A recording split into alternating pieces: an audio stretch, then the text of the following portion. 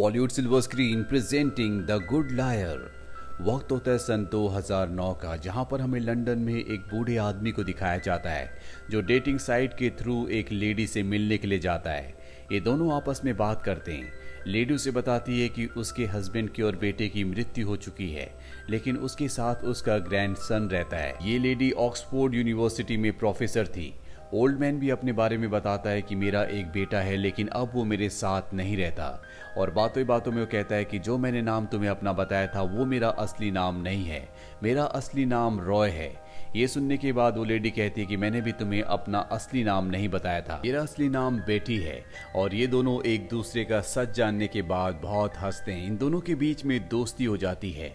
और इस मीटिंग के बाद रॉय को दिखाया जाता है जो एक क्लब में जाता है, जहां पर उसका दोस्त विंसेंट पहले से दो आदमियों के साथ बैठा होता है। वो उन्हें बिजनेस की एक स्कीम बता रहा होता है जिसमें पैसे डबल हो जाएंगे। और अब रॉय उन्हें बताता है कि मैं एक बिजनेसमैन को जानता हूं जो इसमें 8 लाख पाउंड्स इन्वेस्ट कर रहा है, और अगर हम चारों मिलकर 2-2 लाख इसमें इन्वेस्ट करें तो हम भी उसकी बराबरी की इन्वेस्टमेंट कर सकते हैं और जल्दी हम सबका पैसा डबल हो जाएगा। वो दोनों रॉय की बात से कन्विंस्ड हो जाते हैं और इसके बाद रॉय अपने घर को एक ऑफिस में कन्वर्ट कर देता है, जहां पर उसका दोस्त विंसेंट और वो दोनों आदमी आते हैं जो इनकी स्कीम में 2-2 लाख पाउंड्स इन्वेस्ट करने वाले हैं। अब यहाँ पर वो 2 रशियंस भी आ जाते हैं जो 8 लाख पाउंड्स इन्वेस्ट करने वाले हैं। रशियंस रॉय से पूछते हैं कि हमारा प्रॉफिट हमें कब तक मिल जाएगा। रॉय कहता है कि बहुत ही जल्द, हम सारे पैसों को प्रॉपर्टी में इन्वेस्ट करेंगे और 1 हफ्ते के अंदर आपको आपका प्रॉफिट मिल जाएगा। इनके पास यहाँ पर एक डिवाइस होता है जिससे सब अपने अपने अमाउंट को एक ही अकाउंट में ट्रांसफर करेंगे, और जब रशियन ऐसा करने वाला होता है तभी वो 2 इन्वेस्टर जो 2-2 लाख पाउंड इन्वेस्ट करने वाले होते हैं वो रशियन से कहते हैं कि तुम अपने प्रेसिडेंट को इसमें से कितना कमीशन दोगे। रशियन को ये बात अच्छी नहीं लगती और वो बिना पैसे ट्रांसफर किए वहां से निकल जाता है। रॉय उन दोनों से कहता है कि हमें उन्हें दोबारा मनाना पड़ेगा। वहीं दूसरी तरफ रॉय अब बेटी से मिलने के लिए जाता है। दरअसल इन्हें एक रेस्टोरेंट जाना था, पर वो रेस्टोरेंट अब बंद हो चुका होता है। यहाँ पर रॉय जानबूझकर छड़ी के सहारे चल रहा होता है। तो बेटी से कहता है कभी कभी मेरे घुटनों में दर्द होता है। और अब बेटी उसे अपनी नई गाड़ी दिखाती है जिसमें दोनों के दोनों बेटी के घर पर आ जाते हैं। बेटी का घर बहुत ही आलीशान होता है जिसे रॉय बहुत ध्यान से देखता है।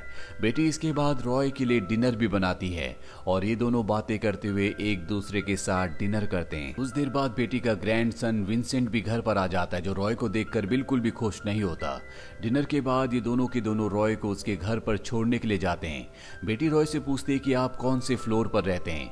रॉय कहता है कि टॉप फ्लोर पर। बेटी जानती है कि उसके घुटनों में दर्द है और वो देखती है कि उसे ऊपर चढ़ने में बहुत ज्यादा तकलीफ हो रही होती है। इसीलिए बेटी रॉय से कहती है कि तुम हमारे साथ हमारे घर पर स्टे करने के लिए आ जाओ। रॉय अपना सामान लेकर बेटी के घर पर आ जाता है और अगली सुबह जब वो कॉफी पी रहा होता है तभी वो सामने एक लड़के को गाड़ी में देखता है जो उसी पर नजर रख रहा होता है, पर इससे पहले कि वो कुछ जान पाता वो लड़का वहां से निकल जाता है। इसके बाद रॉय विंसेंट से कहता है कि मुझे काम से बाहर जाना है, क्या तुम मुझे एयरपोर्ट छोड़ दोगे। विंसेंट उसे एयरपोर्ट छोड़ देता है और विंसेंट के वहां से निकलने के तुरंत बाद वो एयरपोर्ट के दूसरे दरवाजे से कपड़े बदल कर बाहर निकलता और अपने घर पर जाता है जहां पर उसने मीटिंग रूम बना रखा होता है। और एक बार फिर से वही सारे के सारे इन्वेस्टर्स वहां पर आते हैं जो पिछली बार आए थे। रशियंस भी वहां पर होते हैं जो पिछली बार नाराज होकर वहां से चले गए थे। और अब जो 2 इन्वेस्टर्स होते हैं वो अपनी पिछली बार की बातों के लिए गलती कबूल करते हैं और इसके बाद वो अपने अमाउंट को एक ज्वाइंट अकाउंट में ट्रांसफर कर देते हैं। रशियंस भी अपने अमाउंट को ट्रांसफर कर देते हैं जिसके बाद ये सब के सब बहुत खुश होते हैं।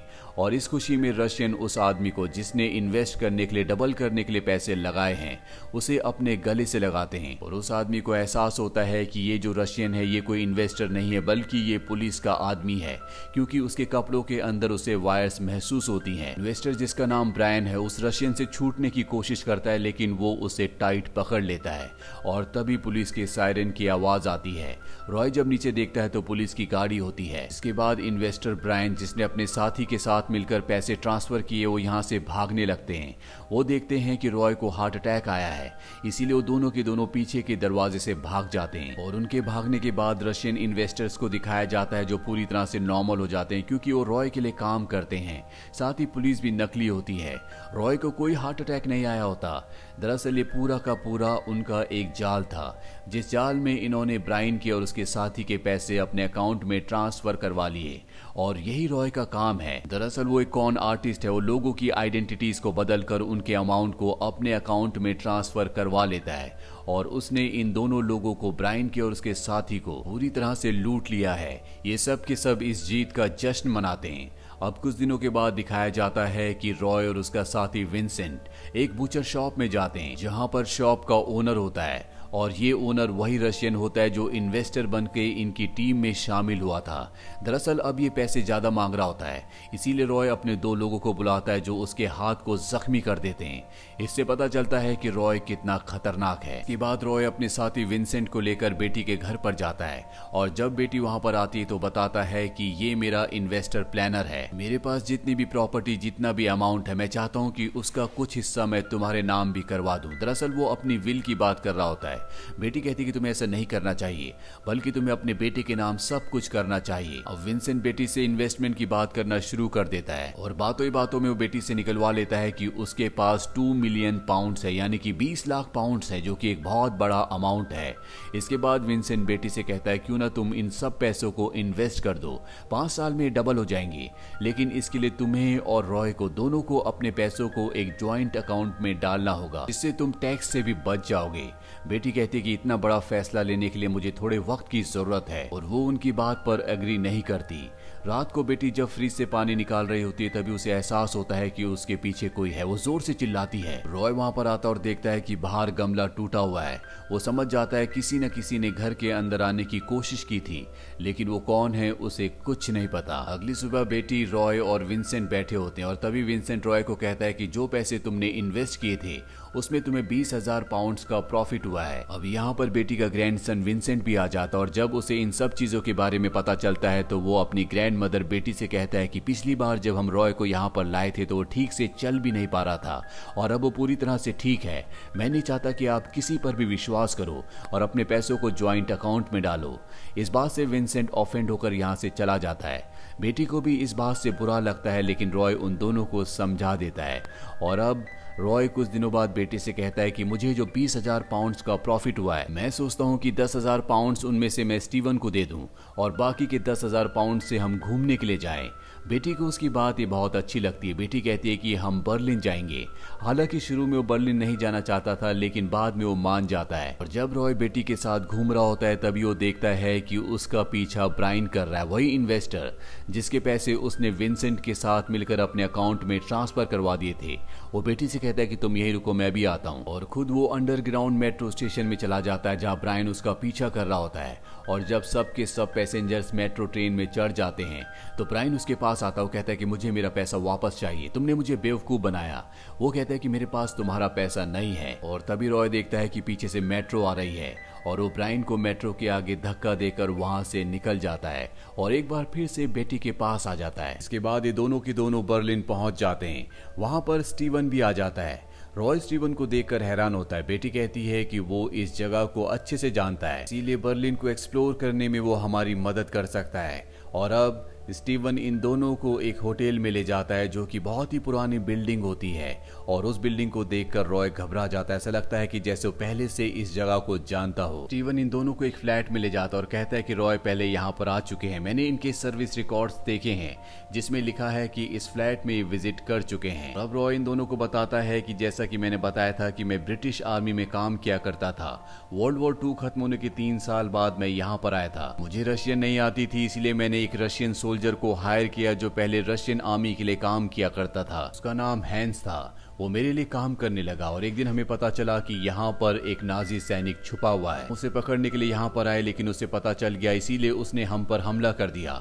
हमारे आपस में मुठभेड़ होने लगी, जिससे कि हैंस को गोली लग गई और उसकी मृत्यु हो गई। इसके बाद मैं यहाँ से निकल गया। स्टीवन कहता है कि ऐसा नहीं था।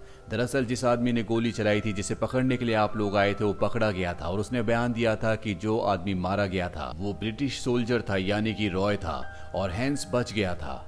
और अब रॉय यहाँ पर पूरा सच बता देता है। वो कहता है कि ये सच है, उस दिन वो ब्रिटिश सोल्जर मारा गया था और मैं बच गया था। उसका चेहरा पूरी तरह से खराब हो गया था, इसीलिए मैंने तय किया था कि मैं उसकी आइडेंटिटी को अपना लूंगा और उस दिन मैं हैंस से रॉय बन गया। मेरी इंग्लिश बहुत अच्छी थी, इसीलिए किसी ने मेरे ऊपर शक नहीं किया। मैं लंदन आ गया और इंग्लिश मैन बनकर जिंदगी गुजारना शुरू कर दिया। स्टीवन कहता है कि तुम एक जर्मन हो, हमने पता नहीं कितने क्राइम किए होंगे, इसीलिए हम तुम पर विश्वास नहीं कर सकते। वो कहता है कि मैंने पिछले 50 सालों में कोई भी क्राइम नहीं किया। वर्ल्ड वॉर 2 के वक्त जो भी हुआ वो दोनों देशों की तरफ से हुआ था, उसमें मेरी कोई भी गलती नहीं है। और अब बेटी ये सारी बातें सुनने के बाद अपने ग्रैंडसन से कहती है कि तुम चुप रहो, यहाँ से चले जाओ। स्टीवन अपनी ग्रैंड मदर को समझाने की कोशिश करता है कि हमें इसकी बातों पर विश्वास नहीं करना चाहिए, लेकिन बेटी स्टीवन की बात नहीं मानती और उसे वहां से जाने के लिए कहती है। रॉय बहुत ज्यादा अपसेट हो गया होता है। बेटी उससे कहती है कि तुम्हें उदास होने की जरूरत नहीं है, मुझे तुम पर पूरा विश्वास है। जब भी मैं तुम्हारे साथ रहती हूँ मैं खुश रहती हूँ, मुझे अकेलेपन का एहसास नहीं होता। अब हमें वापस लंदन जाना चाहिए, वहां पर तुम विंसेंट को बुला लेना। मैंने तय कर लिया है कि हम दोनों के दोनों अपने सारे पैसों को एक जॉइंट अकाउंट में ट्रांसफर कर देंगे, जैसा कि विंसेंट ने हमें कहा था। और इसके बाद ये सब के सब लंदन वापस आ जाते हैं, जिसके बाद विंसेंट इनके घर पर आता है और ज्वाइंट अकाउंट के पेपर्स पर इनके साइन करवाता है। वो इन्हें कीपैड्स भी देता है जिससे ये अपने पैसे को ट्रांसफर करेंगे। सबसे पहले रॉय अपने सारे के सारे पैसे ट्रांसफर कर देता है और इसके बाद बेटी भी। और ये दोनों कीपैड का पासवर्ड लिलीज रखते हैं। दरअसल इस पासवर्ड और इस कीपैड के बिना ये पैसों को ट्रांसफर नहीं कर सकते। और अब यहाँ पर ये दोनों की दोनों खुश हैं। तभी रॉय को विंसेंट का कॉल आता है जो रिसीव नहीं करता। बेटी उससे पूछती है कि किसका कॉल था। वो कह देता है कि मेरे बेटे का, वो लंदन में है, मुझसे मिलना चाहता है, लेकिन मैं उससे मिलना नहीं चाहता।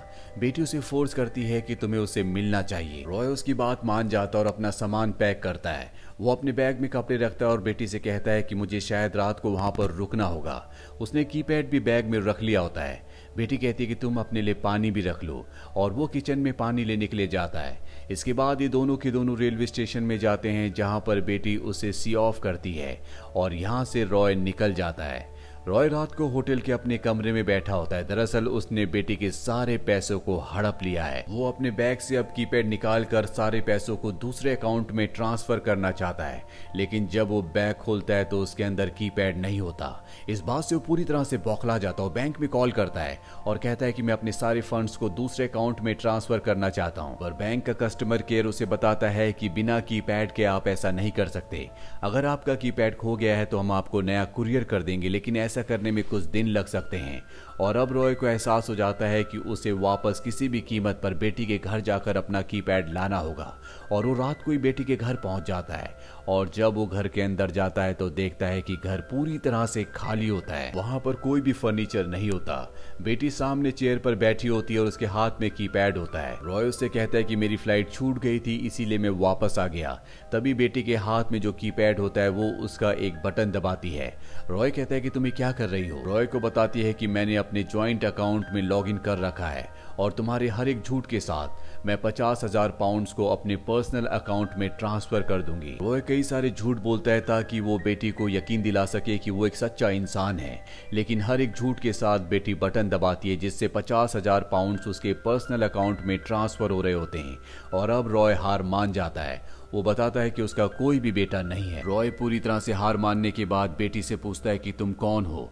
बेटी कहती है कि दीवार पर लगी उस पेंटिंग को देखो जो लिली फूल की होती है। और जब वो बार बार लिली के फूल को देखता है तो उसके दिमाग में लिली नाम आता है और उसे याद आता है कि सन 1943 में वर्ल्ड वॉर 2 के वक्त जब वो बर्लिन शहर में था तो वो एक बहुत बड़े व्यापारी की बेटी को इंग्लिश पढ़ाने के लिए जाता था, जहाँ पर लिली को उससे प्यार हो गया था। और एक बार जब वो घर पर लिली का इंतजार कर रहा होता है तभी उसे म्यूजिक की आवाज आती है और जब वो अंदर जाता है तो वहां पर लिली की 3 सिस्टर्स होती हैं जो डांस प्रैक्टिस कर रही होती हैं। उन्हीं में से एक रॉय को, जिसका असली नाम हैंस है, अपने साथ डांस करने के लिए कहती है। डांस करते करते हैंस उससे बदतमीजी करता है, जिसके बाद वो उसे धक्का देकर वहां से निकलने के लिए कहती है।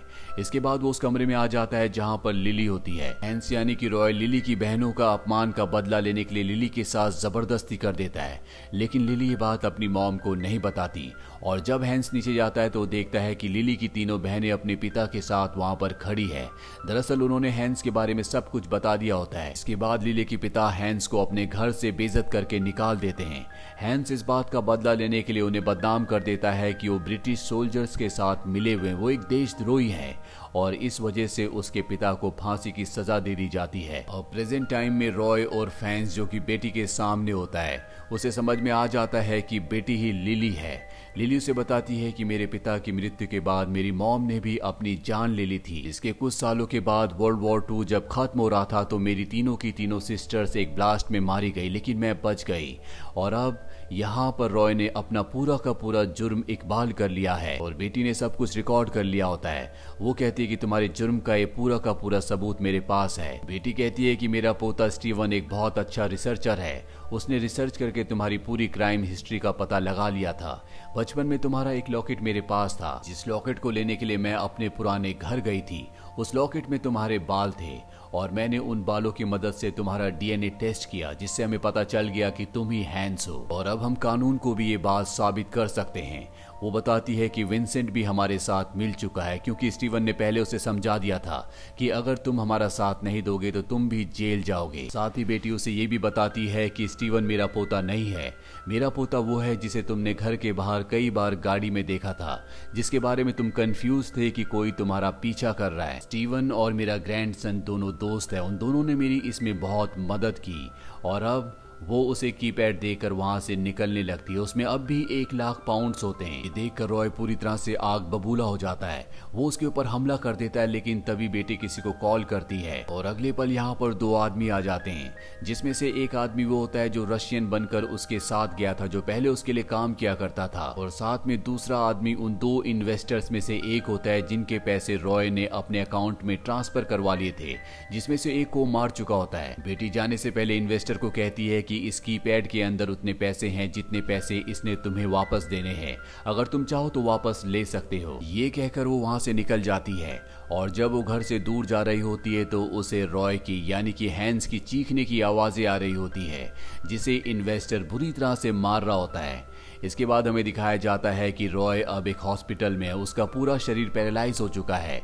उसका साथी विंसेंट वहां पर उससे मिलने के लिए आता है, जिसे देखकर रॉय को बहुत गुस्सा आता है, लेकिन वो उसका कुछ भी नहीं कर सकता।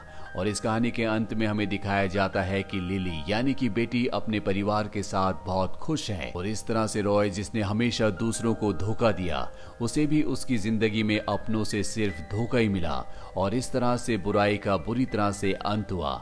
इसी के साथ ये कहानी यहीं पर खत्म हो जाती है। उम्मीद करते हैं कि ये कहानी आपको पसंद आई होगी।